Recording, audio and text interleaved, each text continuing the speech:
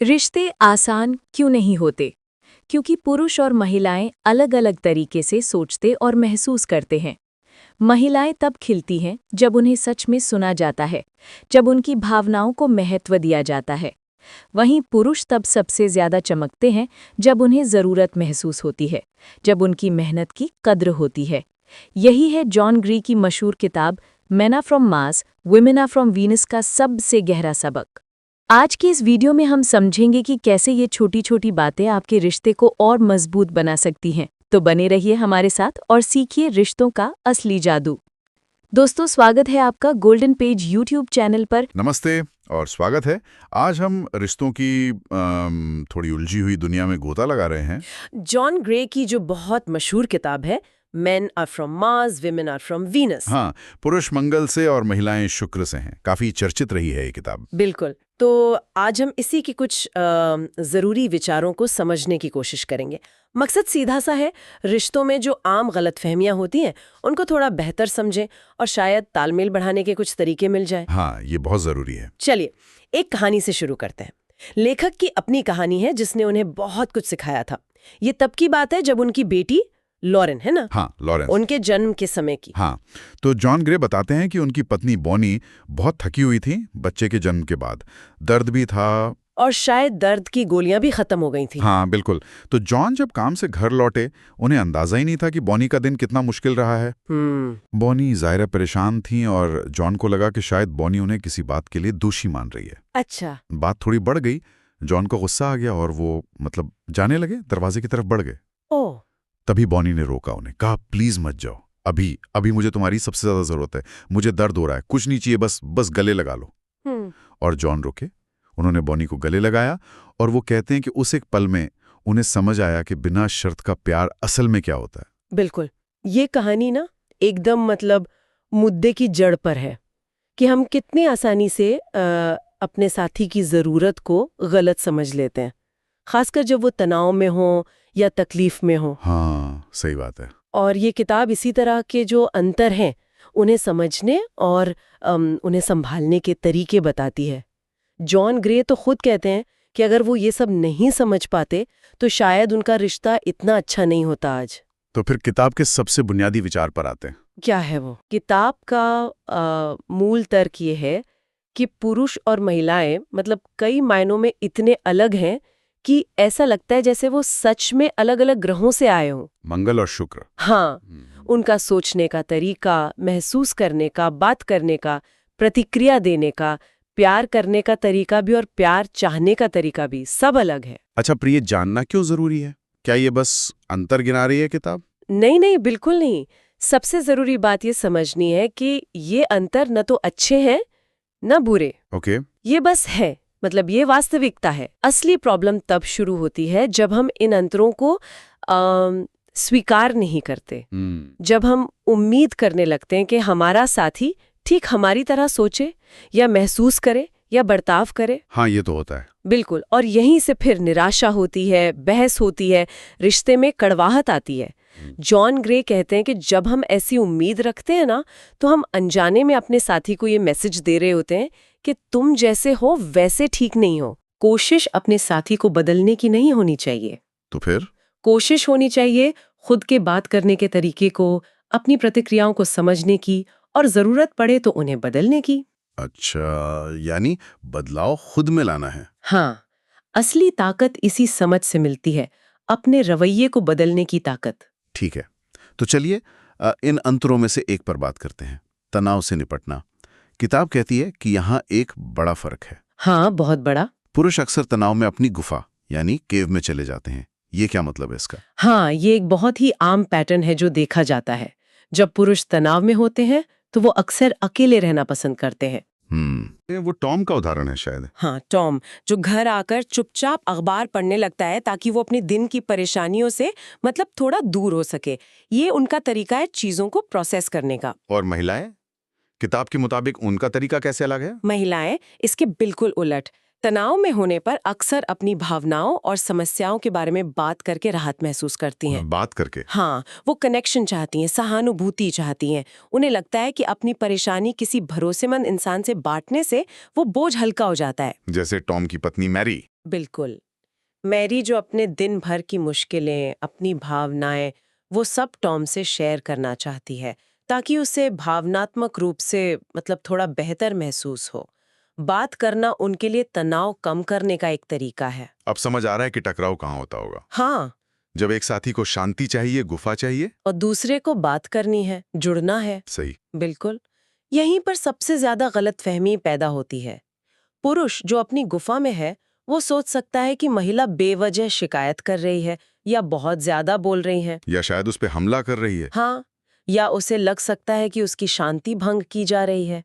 दूसरी तरफ महिला जो बात करना चाहती है, उसे महसूस हो सकता है कि पुरुष उसकी परवाह ही नहीं करता। बिल्कुल, या उसे नजरअंदाज कर रहा है क्योंकि वो उसकी बातों में दिलचस्पी नहीं दिखा रहा। जबकि असल में दोनों बस अपने अपने तरीके से तनाव से निपटने की कोशिश कर रहे होते हैं। तो इसका हल क्या है किताब के हिसाब से? हल है आपसी समझ और सम्मान। पुरुष ये समझें कि महिला जब बात कर रही है तो वो समाधान नहीं मांग रही है, वो बस चाहती है कि कोई सुने। हाँ, उसे सहानुभूति चाहिए, उसे सुने जाने की जरूरत है। तो बस ध्यान से सुने, बिना टोके, बिना फौरन सलाह दिए। और महिला ये समझें कि पुरुष का चुप होना या अकेले रहना उसे नजरअंदाज करना नहीं है, ये उसका तनाव कम करने का तरीका है। उसे स्पेस दें। हाँ, उसे थोड़ा स्पेस दे, ये भरोसा रखें कि वो अपनी गुफा से जल्द ही वापस आएगा और तब शायद बात करने के लिए ज्यादा तैयार होगा। ये तो हुई तनाव की बात। संवाद में भी कुछ मजेदार अंतर बताए गए हैं। जैसे पुरुषों की ये शिकायत कि महिलाएं उन्हें सुधारने की कोशिश करती हैं। गृह सुधार समिति, हाँ, होम इम्प्रूवमेंट कमेटी, ये एक आम शिकायत है।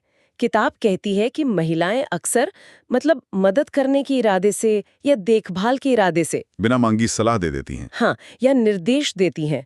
उन्हें लगता है कि वे चिंता दिखा रही हैं, पर पुरुष इसे अक्सर आलोचना समझता है या कंट्रोल करने की कोशिश। हाँ, बिल्कुल। उसे ऐसा लगता है जैसे उसे ठीक किया जा रहा है, मानो उसमें कोई कमी है। पुरुषों के लिए अपनी काबिलियत, अपनी स्वायत्ता बहुत मायने रखती है। तो ऐसी सलाह से उन्हें लग सकता है कि उन पर भरोसा नहीं किया जा रहा या वो खुद कोई काम ठीक से नहीं कर सकते। अच्छा, और दूसरी तरफ महिलाओं की क्या आम शिकायत होती है संवाद को लेकर? महिलाएं अक्सर ये शिकायत करती हैं कि जब वो परेशान होकर सिर्फ अपनी भावनाएं बांटना चाहती हैं, तो पुरुष फौरन मिस्टर फिक्सिट बन जाते हैं। एकदम मिस्टर फिक्सिट, यानी तुरंत समाधान बताने लगते हैं। पुरुष को लगता है कि वो मदद कर रहा है, प्रॉब्लम सॉल्व कर रहा है, क्योंकि शायद उसे लगता है यही प्यार जताना है। हो सकता है, लेकिन उस वक्त महिला को अक्सर समाधान नहीं चाहिए होता। उसे बस ये चाहिए कि कोई समझे। हाँ, उसे ये एहसास चाहिए कि उसे समझा जा रहा है, उसकी भावनाओं को सुना और महसूस किया जा रहा है। जब पुरुष समाधान देने लगता है तो महिला को लग सकता है कि उसकी भावनाओं को खारिज किया जा रहा है, यह समझा नहीं जा रहा। हाँ, ये तो कई लोगों ने अनुभव किया होगा। किताब में वो टॉम और मैरी का एक उदाहरण भी है ना? बिल्कुल है। मैरी घर आकर कहती है, आज का दिन बहुत बुरा था, उफ, इतना काम था, अपने लिए तो समय ही नहीं मिला। और टॉम फौरन कहता है, तुम्हें नौकरी छोड़ देनी चाहिए, इतना स्ट्रेस क्यों लेती हो? मैरी कहती है, लेकिन मुझे अपनी नौकरी पसंद है। टॉम फिर कोई और समाधान सुझाता है। इससे मैरी और ज्यादा निराश हो जाती है, क्योंकि उसे लगा कि टॉम उसकी परेशानी समझ ही नहीं रहा। बिल्कुल।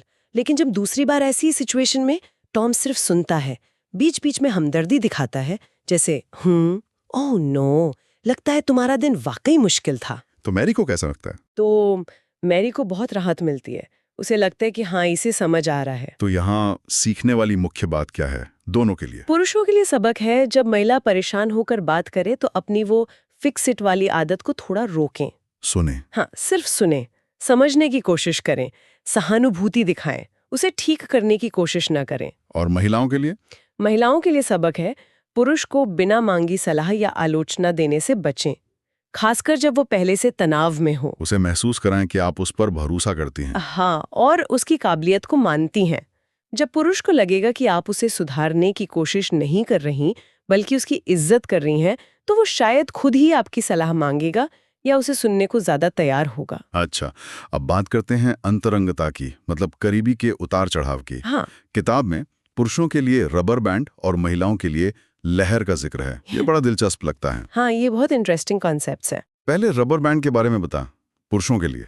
हाँ, किताब कहती है कि पुरुषों का जो अंतरंगता का चक्र है वो एक रबर बैंड की तरह काम करता है। रबर बैंड कैसे? वो अपनी साथी के करीब आते हैं, भावनात्मक रूप से जुड़ते हैं, लेकिन एक सीमा तक करीब आने के बाद उन्हें स्वाभाविक रूप से थोड़ी दूरी बनाने की जरूरत महसूस होती है। जैसे रबर बैंड खींचता है। बिल्कुल, जैसे रबर बैंड खिंचता है। ये दूरी उन्हें अपनी आज़ादी, अपनी पहचान को फिर से महसूस करने के लिए चाहिए होती है। वो फिर? और इस दूरी के बाद रबर बैंड की तरह ही वे पूरी ताकत से वापस करीब आते हैं और तब प्यार और जुड़ाव की जरूरत उन्हें पहले से ज्यादा महसूस होती है। लेकिन जब पुरुष इस तरह दूर जाता है तो महिला पर इसका क्या असर होता है? वो क्या सोचती है? अक्सर महिलाएं पुरुष के इस दूर जाने को पर्सनली ले लेती हैं। उन्हें लगता है उनकी गलती है। हाँ, उन्हें लगता है कि उन्होंने कुछ गलत कह दिया या कर दिया, या शायद पुरुष अब उनसे प्यार नहीं करता। वो असुरक्षित महसूस करती हैं, डर जाती हैं और फिर शायद उसका पीछा करती हैं। बिल्कुल, इस डर में वे पुरुष का पीछा करती हैं, उससे बार बार पूछती हैं कि क्या हुआ, या उसे बात करने पर मजबूर करने की कोशिश करती हैं। किताब के अनुसार इससे पुरुष और ज्यादा दूर भागता है, क्योंकि उसे वो स्पेस नहीं मिल रहा। हाँ, उसे वो जरूरी स्पेस नहीं मिल पाता जो उसे चाहिए। ये समझना जरूरी है कि ये पुरुष का एक प्राकृतिक चक्र है, न कि महिला की कोई गलती। तो उपाय क्या है? अगर उसे दूर जाने का मौका शांति से दिया जाए तो उसके वापस करीब आने की इच्छा उतनी ही मजबूत होगी। ठीक है, ये तो हुई पुरुषों की बात। हाँ। अब महिलाओं के लिए लहर यानी वेव, इसका क्या मतलब है? महिलाओं के लिए किताब लहर का रूपक इस्तेमाल करती है। उनका आत्मसम्मान, खुद के बारे में अच्छा महसूस करना और प्यार देने व पाने की उनकी क्षमता। वो एक लहर की तरह ऊपर नीचे होती है? हाँ बिल्कुल, एक लहर की तरह ऊपर और नीचे जाती है। जब वे लहर के शिखर पर होती हैं, मतलब ऊपर होती हैं, तो वे प्यार, विश्वास, देखभाल, सब अच्छा लगता है। हाँ, वे आसानी से प्यार दे सकती हैं और खुद को अच्छा महसूस करती हैं। और जब लहर नीचे जाती है तब क्या होता है? जब उनकी लहर नीचे जाती है, किताब इसे कुएं में जाना कहती है, तो वे भावनात्मक रूप से खालीपन महसूस कर सकती हैं। असुरक्षा? हाँ, असुरक्षा, संदेह और ज्यादा भावुक हो सकती हैं। ये एक तरह की भावनात्मक सफाई का समय होता है। Emotional house cleaning? हाँ, जब अंदर दबी हुई नेगेटिव भावनाएं, तनाव, वो सब सतह पर आते हैं ताकि बाहर निकल सकें। इस समय पुरुष साथी क्या करते हैं अक्सर? पुरुष साथी अक्सर घबरा जाते हैं। वो उन्हें ठीक करने की कोशिश करते हैं या उन्हें बताते हैं कि उन्हें ऐसा क्यों नहीं महसूस करना चाहिए, जो कि शायद मदद नहीं करता। बिल्कुल नहीं। किताब कहती है कि इस समय महिला को ठीक करने की कोशिश की जरूरत नहीं होती, उसे जरूरत होती है प्यार की, धैर्य की, समझ की और आश्वासन की। बस साथ होने का एहसास। हाँ, उसे बस ये महसूस कराना होता है कि आप उसके साथ हैं। अगर उसे ये सपोर्ट मिलता है तो वो स्वाभाविक रूप से लहर की तरह फिर ऊपर उठ जाती है।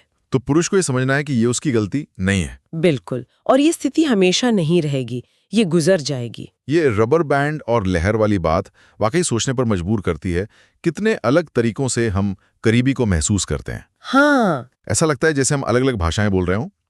किताब प्यार की भाषाओं या भावनात्मक जरूरतें की भी बात करती है ना? हाँ बिल्कुल, ये भी बहुत महत्वपूर्ण हिस्सा है किताब का।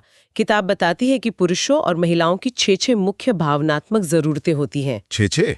हाँ, जो उनके लिए प्यार जताने और महसूस करने के सबसे जरूरी तरीके हैं। पुरुषों को मुख्य रूप से चाहिए, पहला विश्वास, ट्रस्ट, कि आप उस पर भरोसा करती हैं। ओके। दूसरा स्वीकृति, एक्सेप्टेंस, कि आप उसे बदलने की कोशिश नहीं कर रही। तीसरा सराहना, अप्रिसिएशन, कि आप उसके प्रयासों को महत्व देती हैं। चौथा प्रशंसा, एडमिरेशन, कि आप उसकी काबिलियत की इज्जत करती हैं। पांचवा अनुमोदन, अप्रूवल, कि आप उससे सहमत हैं। और छठा प्रोत्साहन, कि आप उसका हौसला बढ़ाती हैं। विश्वास, स्वीकृति, सराहना, प्रशंसा, अनुमोदन, प्रोत्साहन, ये पुरुषों के लिए। और महिलाओं की मुख्य जरूरतें क्या हैं? महिलाओं को मुख्य रूप से चाहिए, पहला देखभाल, केयरिंग, कि आप उसकी चिंता करते हैं और भला चाहते हैं। दूसरा समझ, अंडरस्टैंडिंग, कि आप उसकी भावनाओं को सुनते हैं और समझने की कोशिश करते हैं। तीसरा सम्मान, रिस्पेक्ट, कि आप उसकी इच्छाओं और अधिकारों को महत्व देते हैं। ठीक है। चौथा समर्पण, डिवोशन, कि वो आपके लिए प्राथमिकता है। पांचवा मान्यता, वैलिडेशन, कि आप उसकी भावनाओं को जायज मानते हैं, उन्हें खारिज नहीं करते। और छठा आश्वासन, रीएश्योरेंस कि आप उससे प्यार करते हैं और हमेशा साथ रहेंगे। देखभाल, समझ, सम्मान, समर्पण, मान्यता, आश्वासन। तो यहाँ पर सबसे बड़ा धोखा क्या हो सकता है? मतलब गड़बड़ कहाँ होती है? सबसे बड़ा धोखा ये है कि हम अक्सर अपने साथी को वही प्यार देने की कोशिश करते हैं जो हमें चाहिए होता है, अच्छा। ना कि वो जिसकी उसे जरूरत होती है। हाँ। जैसे एक महिला शायद पुरुष को ज्यादा देखभाल और सलाह देकर प्यार जताने की कोशिश करे क्योंकि उसे खुद देखभाल चाहिए। लेकिन पुरुष को शायद उस वक्त सिर्फ स्वीकृति चाहिए। बिल्कुल, या विश्वास चाहिए हो। इसी तरह पुरुष शायद समाधान देकर अपना प्यार और अनुमोदन जताने की कोशिश करे क्योंकि उसे अनुमोदन चाहिए। जबकि महिला को उस वक्त सिर्फ समझ और सम्मान चाहिए। हाँ, ये अंतर ना समझने से अच्छी नीयत के बावजूद रिश्ते में दूरी आ सकती है। इसी से जुड़ा एक और दिलचस्प विचार है अंक अर्जित करना, स्कोरिंग पॉइंट्स। ये कैसे काम करता है? हाँ, ये भी एक महत्वपूर्ण अंतर है। किताब के अनुसार महिलाओं के लिए प्यार जताने वाला हर काम, चाहे वो छोटा हो या बड़ा, उसका लगभग बराबर महत्व होता है। हर काम का एक पॉइंट। हाँ, आप कह सकती हैं हर काम के लिए एक अंक मिलता है। जैसे रोज गले लगाना या फूल देना या घर के काम में हाथ बटाना, कचरा बाहर फेंक देना। ये सब छोटे काम भी उतने ही मायने रखते हैं? हाँ, उतना ही मायने रख सकते हैं जितना कोई महंगा तोहफा देना या कोई शानदार छुट्टी पर ले जाना। बड़े इशारे अच्छे हैं, इसमें कोई शक नहीं, लेकिन वो छोटे लगातार किए जाने वाले प्यार भरे कामों की जगह नहीं ले सकते। तो पुरुषों को ये क्यों समझना चाहिए? क्या वे बड़े कामों पर ज्यादा ध्यान देते हैं? पुरुषों के लिए ये समझना मुश्किल हो सकता है। वो अक्सर सोचते हैं कि कोई एक बड़ा काम करके, जैसे कार खरीद कर दे दी, तो उन्होंने बहुत सारे अंक कमा लिए और अब सब ठीक है। हाँ, और इससे महिला खुश हो जाएगी। लेकिन हो सकता है महिला के लिए वो 20 छोटी छोटी चीजें ज्यादा मायने रखती हों, जैसे रोज ध्यान से उसकी बात सुनना, तारीफ करना, हाथ पकड़ना। और पुरुषों के लिए सराहना जरूरी है, ये भी कहा था। हाँ, ये बहुत जरूरी है। पुरुषों के लिए ये बहुत जरूरी है कि उनके किए गए कामों की सराहना हो। अगर उन्हें लगता है कि उनकी कोशिशों को देखा या सराहा नहीं जा रहा, उन्हें हल्के में लिया जा रहा है, हाँ, तो वे धीरे धीरे कोशिश करना कम कर सकते हैं। किताब में वो चमकते कवच वाले योद्धा यानी नाइट इन शाइनिंग आर्मर की कहानी है। हाँ, वो क्या बताती है?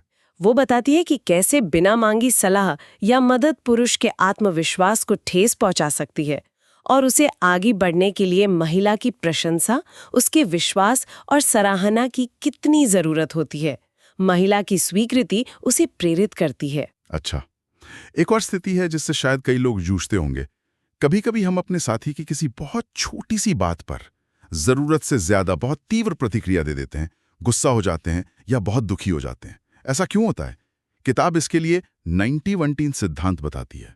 हाँ, ये एक बहुत ही शक्तिशाली विचार है, 90-10 प्रिंसिपल। क्या मतलब है इसका? इसका मतलब है कि जब हम किसी वर्तमान स्थिति पर बहुत ज्यादा भावनात्मक रूप से परेशान या गुस्सा होते हैं, तो अक्सर हमारी उस तीव्र प्रतिक्रिया का 90% हिस्सा 90%? हाँ, 90% हिस्सा हमारे अतीत के किसी अनसुलझे दर्द, डर या अनुभव से जुड़ा होता है और केवल 10% ही उस मौजूदा घटना से। ओह, तो ज्यादातर अतीत से जुड़ा है। हाँ, किताब कहती है कि प्यार हमें सुरक्षित महसूस कराता है और इसी सुरक्षा के माहौल में हमारे बचपन के या पिछले रिश्तों के पुराने घाव, हमारी दबी हुई भावनाएं, वो सतह पर आती हैं ताकि वे ठीक हो सकें। और हमारा साथी अनजाने में कोई पुराना बटन दबा देता है। बिल्कुल, अनजाने में हमारे किसी पुराने दर्द भरे बटन को दबा देता है। तो इसका मतलब ये हुआ कि जब रिश्ते में कोई बहुत ज्यादा भावनात्मक विस्फोट हो तो हमें रुककर सोचना चाहिए। बिल्कुल,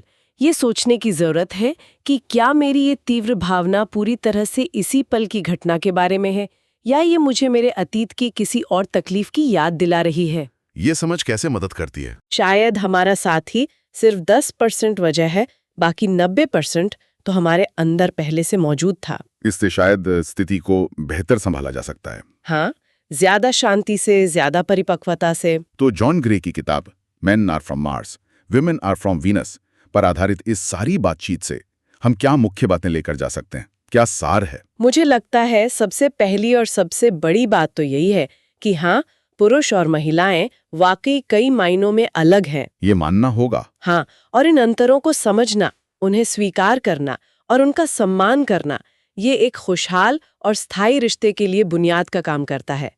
ये सोचना कि मेरा साथी मेरी तरह क्यों नहीं सोचता या करती, ये रिश्ते को नुकसान ही पहुंचाता है। और ये बदलाव खुद से शुरू होता है, अपने साथी को बदलने से नहीं। बिल्कुल, ये किताब अपने साथी को बदलने के नुस्खे नहीं देती।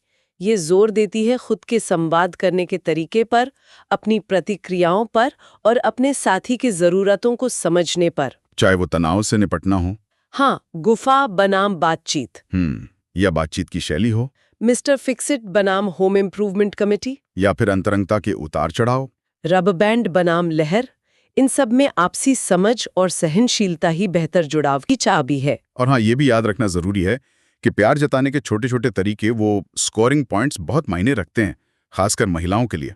और पुरुषों के लिए सराहना कितनी जरूरी है। साथ ही हमारी जो तीव्र भावनात्मक प्रतिक्रियाएं हैं, वो 90-10 नियम, वो अक्सर हमारे अतीत की कहानी कहती हैं, न कि सिर्फ वर्तमान पल की। जाते जाते एक और विचार छोड़ जाते हैं जो किताब में दिया गया है, प्यार के मौसम का विचार, सीजन्स ऑफ लव। प्यार के मौसम, ये कैसे? जैसे प्रकृति में होते हैं? हाँ, बिल्कुल वैसे ही। किताब कहती है कि जैसे प्रकृति में मौसम बदलते हैं, वैसे ही रिश्तों में भी मौसम आते हैं। अच्छा, जैसे रिश्ते में वसंत आता है। हाँ, स्प्रिंग। जब प्यार नया होता है, सब कुछ आसान लगता है, जादुई लगता है। हनीमून पीरियड जैसा। हाँ, कुछ वैसा। फिर गर्मी आती है, समर, जब रिश्ते को बनाए रखने और चुनौतियों का सामना करने के लिए मेहनत करनी पड़ती है। जैसे गर्मी में बगीचे को सींचना पड़ता है। बिल्कुल, हमें अपने साथी की जरूरतों को समझने और उन पर काम करने की जरूरत होती है। ये मेहनत का दौर है। और फिर गर्मी के बाद फिर आता है पतझड़, ऑटम, जब हम अपनी मेहनत का फल पाते हैं। ये एक परिपक्व, आरामदायक और भरपूर प्यार का मौसम होता है। एक स्थिरता आती है। और आखिर में सर्दी। हाँ, विंटर, सर्दी आती है। ये बाहरी दुनिया से थोड़ा कटकर आराम करने का, आत्मचिंतन करने का और रिश्ते को अंदर से मजबूत करने का समय होता है। ये थोड़ा मुश्किल दौर लग सकता है। हाँ, ये कभी-कभी खालीपन या ठहराव का दौर लग सकता है, लेकिन ये अगले वसंत के लिए, यानी रिश्ते में नएपन के लिए, नवीनीकरण के लिए जरूरी है। तो सोचने वाली बात यह है कि क्या हम अपने रिश्तों में हमेशा सिर्फ वसंत की उम्मीद करते हैं, बहार ही चाहते हैं? हाँ, या हम ये समझते हैं कि प्यार के इस लंबे सफर में मेहनत, गर्मी, सुकून, पतझड़ और आत्मनिरीक्षण, सर्दी के दौर भी आते हैं, और हर मौसम की अपनी अहमियत है, अपनी खूबसूरती है। ये एक बहुत अच्छा सवाल है सोचने के लिए।